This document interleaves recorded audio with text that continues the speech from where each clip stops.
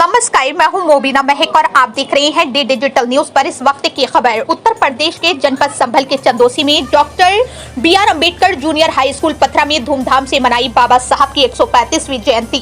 चंदोसी मंगलवार को नगर के ग्राम पथरा स्थित doctor Bhimrao Ambedkar junior high school में बाबा साहब की 135वीं जयंती धूमधाम से मनाई गई। कार्यक्रम का शुभारंभ विद्यालय संचालक महानंदन गौतम, शिक्षक सुभाष भारती एवं प्रधानाचार्य आशा गोस्वामी ने संयुक्त रूप से डॉक्टर भीमराव अंबेडकर के चित्र पर माल्यार्पण तथा पुष्प अर्पित करके किया। साथ ही सुभाष भारती ने बाबा साहब के जीवन पर प्रकाश डालते हुए कहा कि बाबा साहब ने हमेशा सभी को बराबर का दर्जा दिलाने के लिए संघर्ष किया। वहीं विद्यालय संचालक महानंदन गौतम ने कहा कि संविधान निर्माता बाबा साहब की जयंती 14 अप्रैल को हर वर्ष धूमधाम से मनाई जाती है।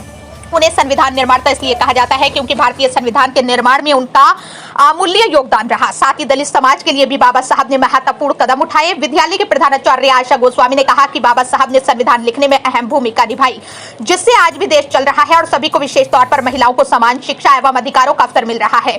उन्होंने बच्चों को बाबा साहब के 3 मूल मंत्रों पर चलने का संकल्प दिलाया। शिक्षक परवीन कुमार ने कहा, बाबा साहब का जन्म मध्य प्रदेश के एक छोटे से गाँव मऊ में 14 अप्रैल 1891 को हुआ था। आर्थिक और सामाजिक भेदभाव, यहाँ तक कि स्कूल कॉलेज से लेकर नौकरी तक में उन्हें भेदभाव का सामना करना पड़ा, परंतु बाबा साहब ने हार नहीं मानी। बाबा साहब के संघर्षपूर्ण जीवन और सफलता की कहानी हर किसी के लिए प्रेरणा है।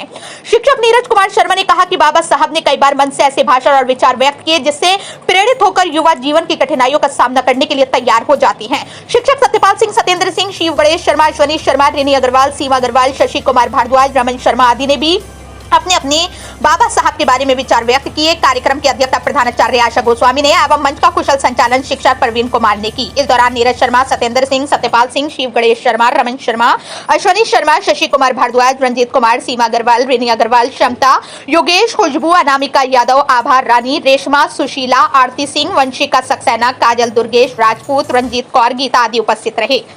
संवाददाता गौरव शर्मा की रिपोर्ट। हमारे डी डिजिटल न्यूज चैनल को सब्सक्राइब करना ना भूलें, लाइक करें, शेयर करें और कमेंट करना बिल्कुल भी ना भूलें।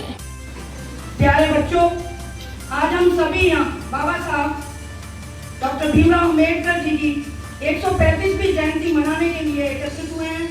14 अप्रैल 1891 जो सभी ने आपको बता दिया उनके जीवन परिचय के बारे में, फिर भी आप सब भूल जाते हैं। मैं दोबारा से बता रही हूँ।